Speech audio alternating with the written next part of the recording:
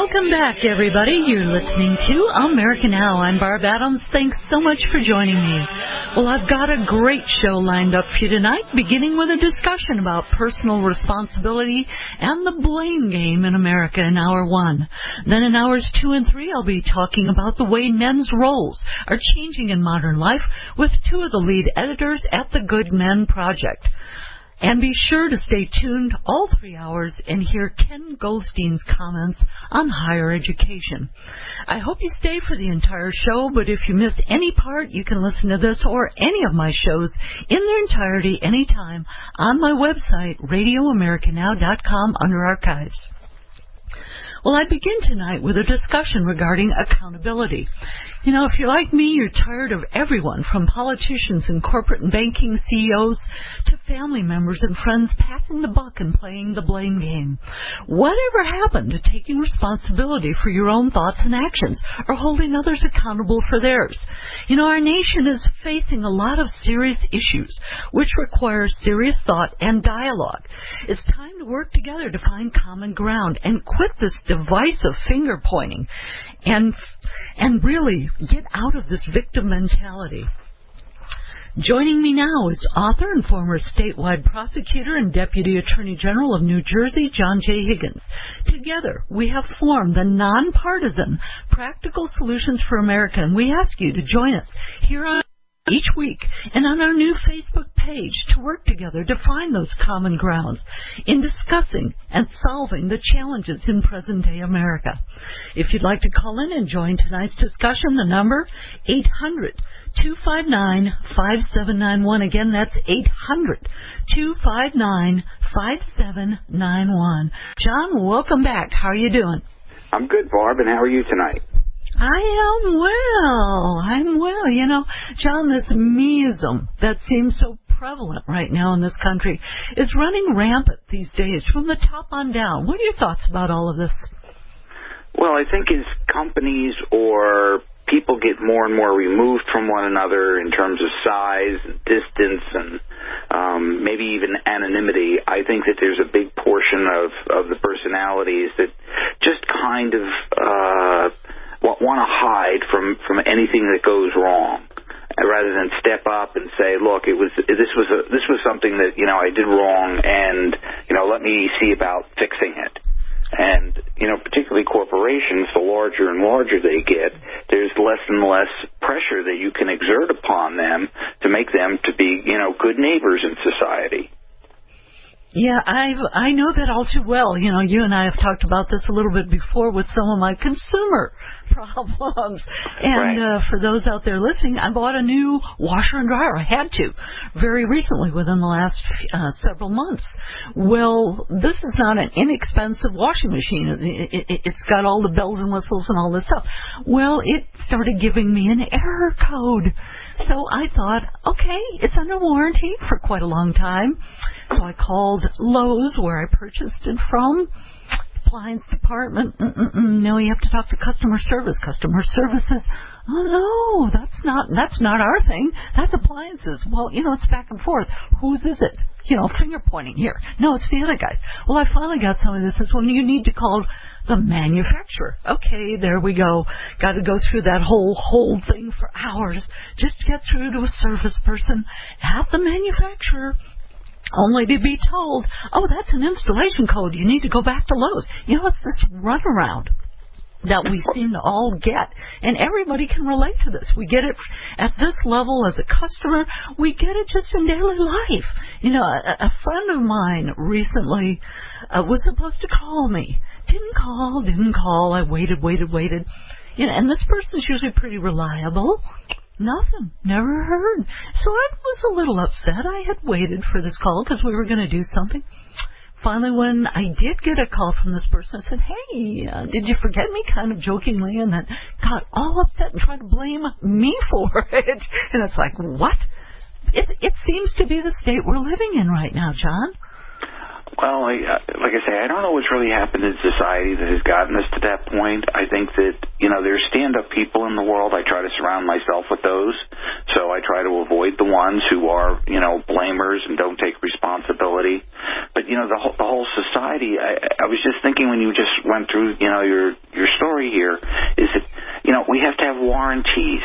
We have to have insurance. We have to have all of that because it's like a safeguard against people trying to duck from their responsibilities. If you make a product and you sell it, or at least when it used to be small businesses, if they made a product and they sold it, everything, lived and died by their reputation. And if you didn't have a good product or it didn't last, that was pretty much the end of you as a company. Now, they're so diversified, so large, transferring, responsibility from one section to another all the time. They get their profit. Once they have their profit, it really doesn't matter what happens to you or your product. And by the time, I know everybody picks on government and that kind of thing, but, that is one of the purposes of government, is to make sure that people are accountable. But, we live in a time now where our government isn't really accountable because they've been bribed to allow these people to continue doing what they're doing. Yeah, isn't really accountable. I'd say is totally unaccountable. Non-accountable for everything they do just about these days, John. And what, you're talking about small businesses. Whatever happened to someone giving you their handshake or giving you their word?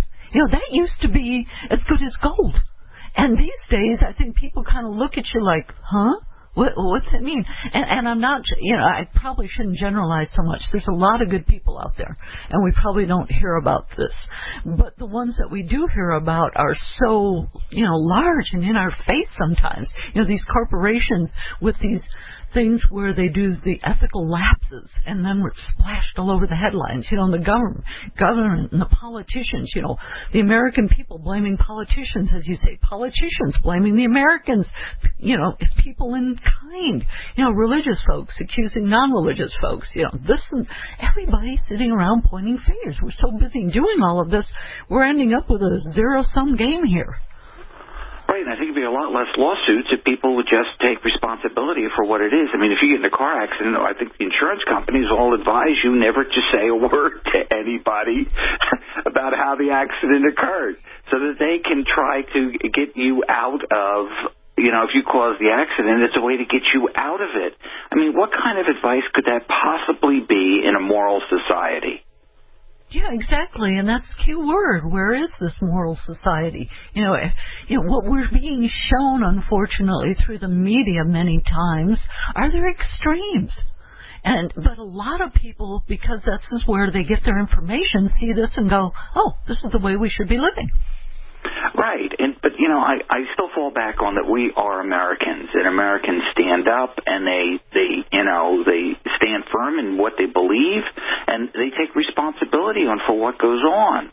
I mean, I think that is the thing that needs to be, bolstered and supported, and, the government and the politicians and whatever should be highlighting that, and not making people who do that seem like they're saps or they're idiots.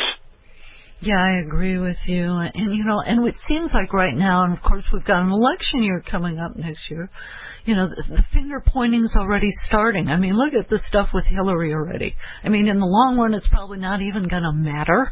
But here we go. We've got to start finding things wrong with people.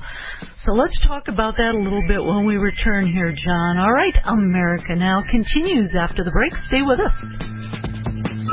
All right, everybody, welcome back. You're listening to America Now. John Higgins and I are discussing the blame game here in America.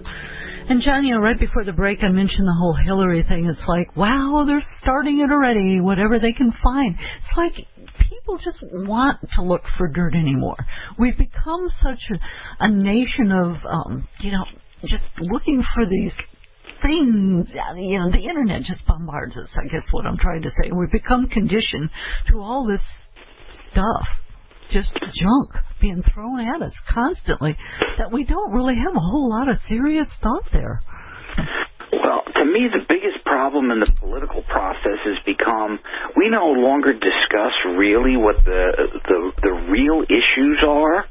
They're lost in this hunt for some kind of defect in the personality of the person running, or some kind of, I gotcha on this or that. I mean, whether the emails are on servers here or servers there, obviously the government didn't even know it wasn't on the right server. So I'm having trouble thinking that the hackers would know exactly where to intercept whatever this information was. So to me, it's a red herring, and they love doing this. And I have to say, both parties do it. I don't know that it's just the Republicans who do this at times, but at some point we've got to start getting. I don't know, maybe it's like there has to be this wave of thought that, we really need to be discussing what the real problems are, and that politics are supposed to be a higher calling, not a higher money calling, but something to make it better for everyone in society and not one group over another. But we don't really get those conversations any longer. It's the other candidate, his mommy wears army boots, or, he got drunk in college, or he smoked dope at some point, or, one of these kind of things that have nothing to do with their capacity, to govern. Yeah, and even in the debate sometimes, it's not, we need to hold them accountable. We need to have them stand up and say what they're about, not start immediately pointing fingers. Well, my opponent, this and that. And it's like, you're not telling anything to me about you. If you got in office, what would you stand for? Really, we don't really understand many times where these people stand on many of these serious issues in this country, because they are, as you're saying, spending so much time finger pointing and trying to point out the flaws in everybody else. Well, and the sickest part of it to me, or the most dangerous part of it, is that they're raising tons of money, making all kinds of promises, because I cannot believe you don't promise people who give you tremendous amounts of money, to, at the end of the day, call the other guy a liar or a thief and not discuss what's really going on. So we wind up with the government crippled in some ways because of this licensed bribery that's going on, so they have money to call the other guy a name, not to say what, he or she will do in office. And even on the rare occasions where they do say what he or she will do in office, they don't do it. And sometimes, if you know now in the stage of the presidential campaigns, everybody's trying to get through the primaries. I mean, I use the Republicans as an example because it's the quickest one that comes to my head, is that they'll go super conservative to get through the primary. And then they will, quote, pivot, unquote, leave everything they've been saying behind and now move to the center. Yeah. It's amazing how quickly they can, quote, pivot. Right. It's like a shell game. It's like under which shell did the pea get moved? And who is this candidate when it comes time for you to place your vote?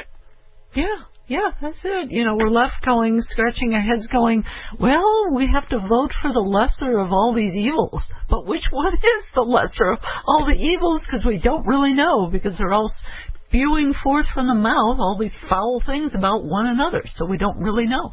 And that's it. These days it seems it's not just the politician. They're supposed to be the leaders setting the example, up here.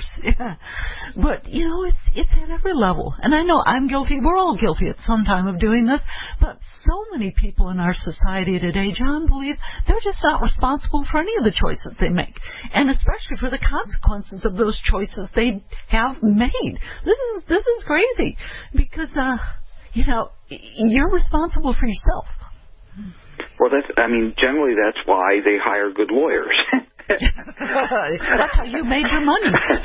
Well, no, you see, I know people pick on prosecutors all the time, but I will tell you is that I could never lie to a defendant.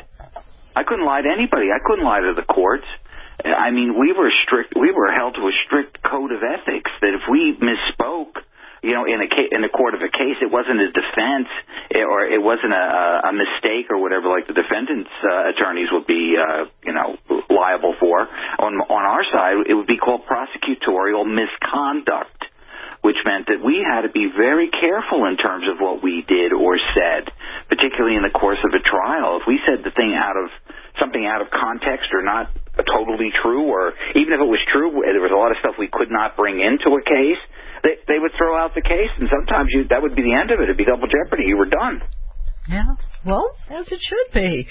We're talking about the politicians here, John. I know where you reside there in New Jersey. You have plenty of example with your own governor, and I know I just saw, I think, something again yesterday about him, and it's like, this guy is he real? He's bigger than life in many, many ways. I mean, my jaw drops every other day. But there's some other piece of shenanigans that are coming out. I mean, I don't know that all of it borders on criminal, although I think some of it probably does. Now, I believe that a grand jury at some point will agree with that, but, that's up to the U.S. attorney, who I don't know what he's doing with it. But I mean, they're just cutting a deal with ExxonMobil in terms of the pollution that went down in the Bayway, Bayonne area. I grew up in a little town called Roe, at least for the first number of years. That river had 2.5 feet of black muck. The joke was that it was a fire hazard. Ooh. And when I spoke to people who had grown up there, the generations before me, that was all white sand. So this was the oil companies dumping stuff into the rivers. And nobody's positive in terms of what this agreement is. It was supposed to be like $9 billion in that ballpark, and now they're settling for $250 million. Totally out of whack.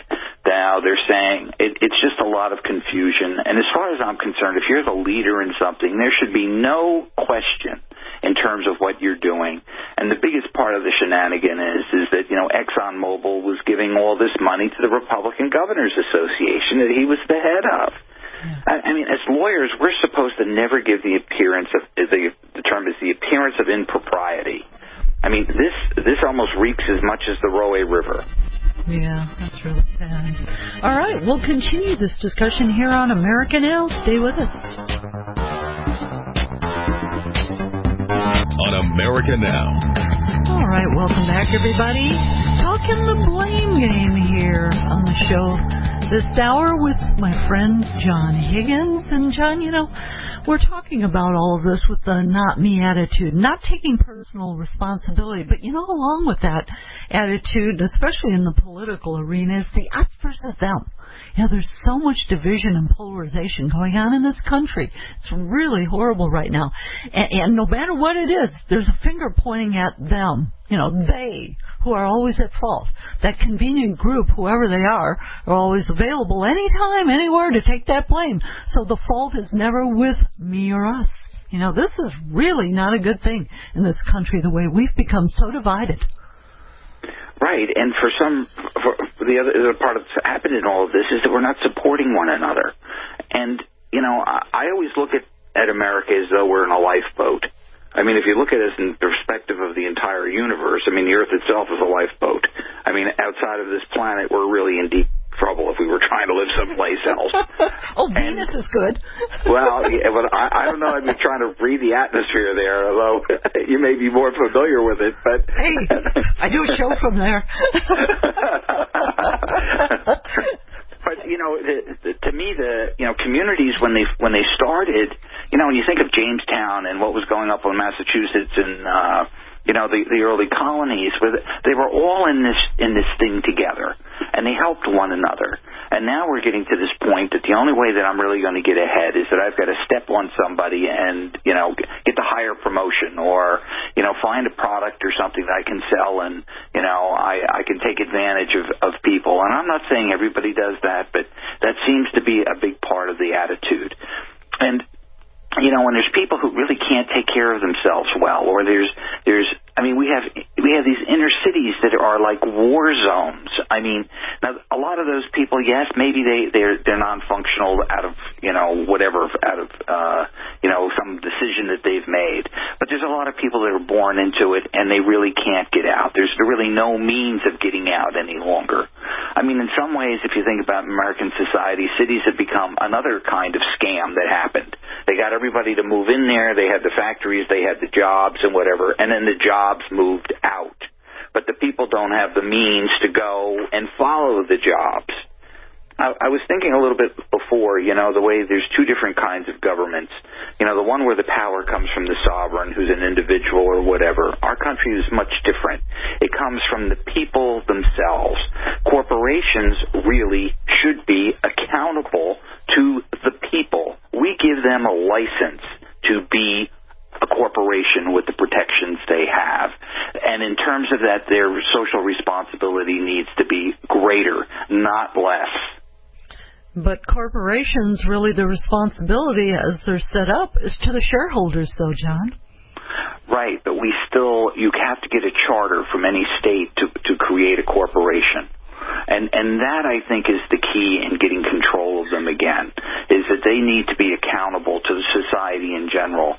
I go back to the small business. You were a small business in manufacturing stuff, and you lived by where the factory was, and you were polluting it. Oh, my God, they drive you out of the town because you'd be destroying everybody's life there. But when the corporation headquarters is in, Oshkosh, Wisconsin, and they're doing something in, Asheville, North Carolina, they're not responsible to the people that are there. Or even worse yet, many of these corporations are multinational. And that seems to be the way they're really moving. So they'll set up shop where their headquarters, supposedly is in, Switzerland, although they're usually still in the United States from where the decision made. And then, they don't even have any loyalty to the country any longer. Yeah, it's really hard to, sometimes you have to follow the money, and it's hard to even follow where that money is because a lot of it ends up offshore to avoid paying taxes. If you or I did that, oh dear. Oh, no, absolutely. And part of it, that's part of this license bribery with the government is that they are not having, the branches of government that should be going after them, holding them accountable. I mean, what Wall Street did with that financial collapse in the end of the 2000s, I mean, people should have been going to prison, not getting tremendous bonuses. Yeah, or showing up in their jets to collect the bailouts. Exactly. And those people should be ashamed of themselves. I mean, because to me, that at some point, you are responsible for everybody here.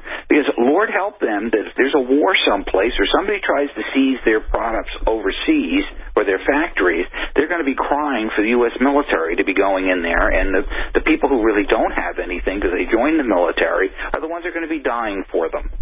Yeah, unfortunately. We need really good leaders again, John. We've had that in the past, and we've had these crises come up, and, and I'm optimistic. I believe, as you say, we're Americans. We will pull together eventually again and work through this, but we need some really good leadership right now.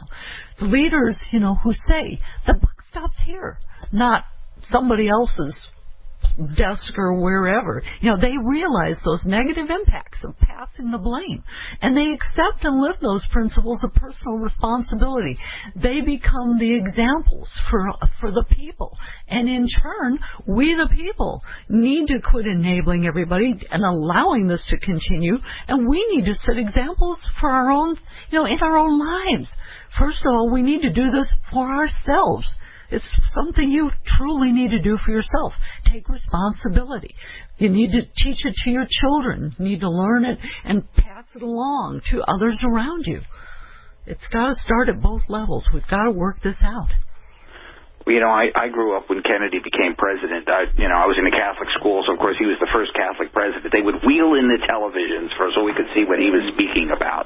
And, his inaugural was, ask not what your country can do for you, but what you can do for your country. I mean, that really should be the motto every one of us should have, because as citizens in this country, that is our responsibility, is to try to give of ourselves to make it better for everyone here, not just for ourselves. The whole idea of democracy and capitalism isn't to be stepping over everybody. All that is ultimately destructible. Because look what happened in France when that separation between the wealthy and the poor gets too great. All of a sudden, the wealthy end up with their heads in a basket. Yep, exactly. Yeah, we certainly have. We talk a lot about this. The 1% over the 99%. And people joke about it, but it's no joke. No, when I saw something recently that the one percenters, I mean, the bonuses that they got was twice all the pay that was given to the minimum wage workers in the country. I mean, it's like, what happened? And I keep going back to the license bribery of the politicians, because they keep allowing the tax code to get weakened and weakened to the point that, they're not paying hardly any taxes. Yeah, and meanwhile, ours keep going up and up and up to the point the middle class is being squeezed out. Well, I don't think, going back into history, back when the sovereign, when it was the royals and the royal class, the people, they were lucky to be able to farm on that, person's land. And I almost think that that's what they're trying to drive us back to, that you'll be totally beholden to whatever that group is, and they don't have to do anything. They're just going to collect the money. Well, I know I, for one, would not make a good serf. Wow. I don't think most Americans would probably want to fall into that category, John. I don't think we'll allow it to get to that point. But sometimes and I agree, it's extremely frustrating to sit here and just kind of see all of these people going, not my problem, not my fault, somebody else fix it, that's it. We've each got to say, instead of saying we need leaders, we all need to be the ones stepping forward. All right, America Now continues after the break. Stay with us. All right, everybody, welcome back. You're listening to America Now. John Higgins joins me this hour. We've been talking accountability in America. And John, it's time to get down to some practical solutions. And, I'm thinking about this as far as what we need in this country. When we talk about leaders, we really need leaders who are authentic. And I think people have even forgot what authentic means, whose thoughts, words, and actions are in alignment with a set of actual genuine values. They don't have to be perfect, but they need to desire that perfection as a goal. Oh, absolutely. And I think the first step people have to do is that you've got to become aware of what's going on. I mean, I think that part of it is that, we live in a time that people are overwhelmed with basically survival, with what's, dealing with, paycheck to paycheck and what's going on in their life and, working crazy hours and crazy situations. But, it's a time that I think is critical in our country. And we need to start to understand exactly what's going on. So you may have to stretch for a while to, get that understanding of what's going on. You just can't trust what the TV is telling you. You have to look, below that and make sure that what you're getting in terms of information is true. Different television stations have prejudices one way or the other, and you need to kind of see through that or find some, news source that seems to be the most reliable. But first of all, you have to know what's going on. And then when you start hearing the politicians, you can see if what they're talking about is dealing with the real issues. I mean, what's going on in Washington most of the time now is that they don't even get a budget passed that covers a full year.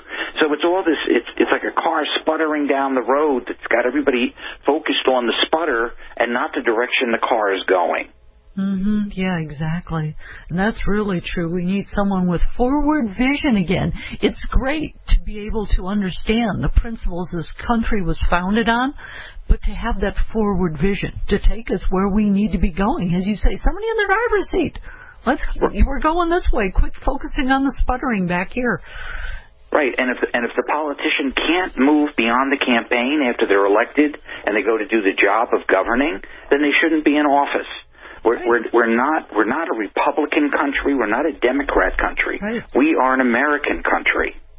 Yeah, that's it. And I think that's where, we've been misled. We've been taught to be divided right now.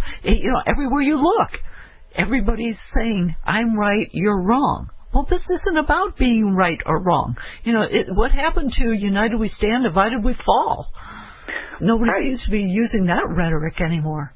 No, and on top of it, we need to see that the politicians are coming up with solutions that really work, not the arguing and the debating all the time. I mean, the whole thing with this Iran thing, with sending letters over to the foreign government, it's like, what are you even talking about? I mean, focus on getting the budgets through. Focus on, getting the economy better, not doing some political, showmanship that all it does is weaken us in front of the rest of the world and make us look like we can't even function. Yeah, exactly. And Obamacare. It's great that we've at least got something there. It was a start. Instead of saying, start to point fingers, this is this and this is that. I mean, it all ended up being hatred against Obama. Right, and to pass the same bill that is never going to get passed or made into law 140 times, it would be having an employee that's playing tiddlywinks rather than servicing the customer who walks in the door. But this is what the politicians are doing down in Washington, and that really needs to stop. And I'm not sure how we're going to find the right candidates, but we certainly start to need to object to the ones that are in there that aren't doing their jobs properly. That's for sure. That's for sure. And, even at the individual level, John, we need to learn to stand up for ourselves. These corporations, we have a right. They sell us a product. There's someone indebted to us here.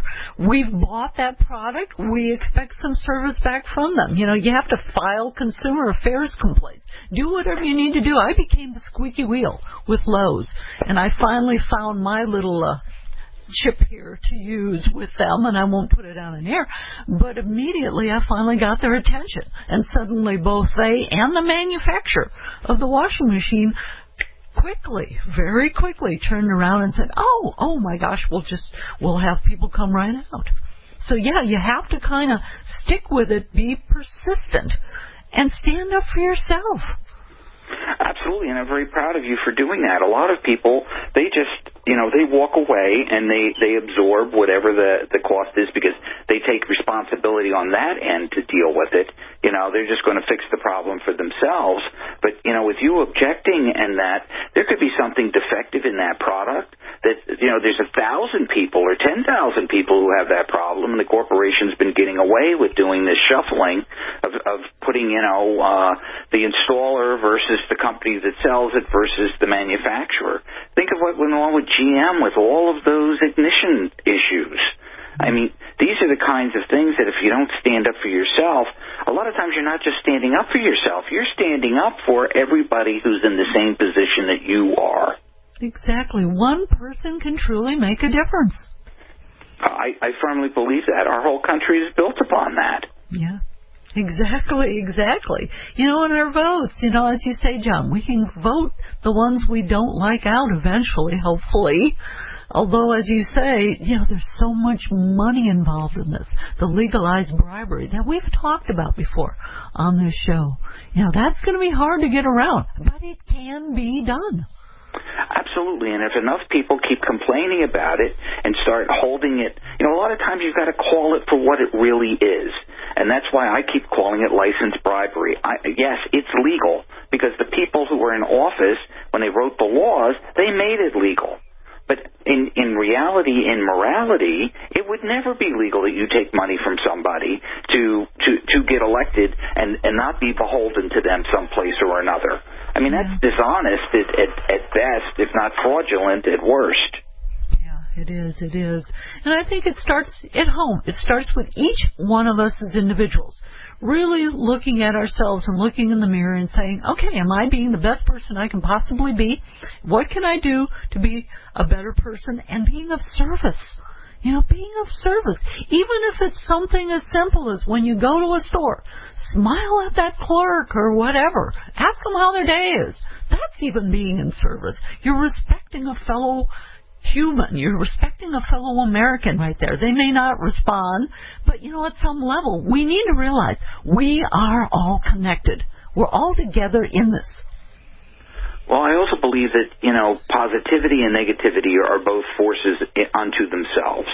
When I have days, and I have negative days, I mean, I'm certainly not far from perfect in my life, but when I have a positive day and I'm walking into stores and I'm smiling at people or I'm thanking them for waiting on me and doing all of that, there's an energy that comes back that kind of is synergistic among people. Yep. And it lightens the entire experience.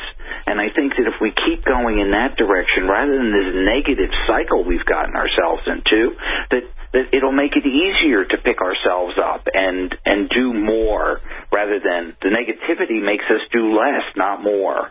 Well, the negativity that whatever's going on here that has grown so large has gotten so many people into fear, and I think that's one of the bigger obstacles we have to overcome is the fear in this country, the fear that people don't have enough, or they're not going to be able to make it, and they're not going to keep a job, they can't feed their kids, and those are real fears. I'm not dismissing those, but at the same time, you're right, John. We need to change our attitudes about this. Yes, and we need to find some things that are fair to all of us. I go back into this whole pension, Social Security thing. They've got every generation from the seniors down to the teenagers nervous as hell that there's never going to be enough money for when they retire or whatever. So that we've got to start fighting over this zero-sum game where there's only scraps left, and that has to change as well. We have to get the government to start doing the right stuff, hold the financial institutions, advisors, mutual funds, all of those kind of things, accountable. Corporations on top of it.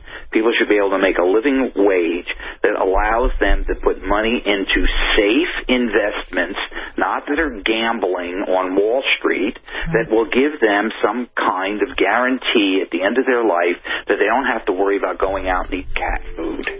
Yep, exactly. All right. Join us again next week here on air, as well as on our Facebook page, Practical Solutions for America.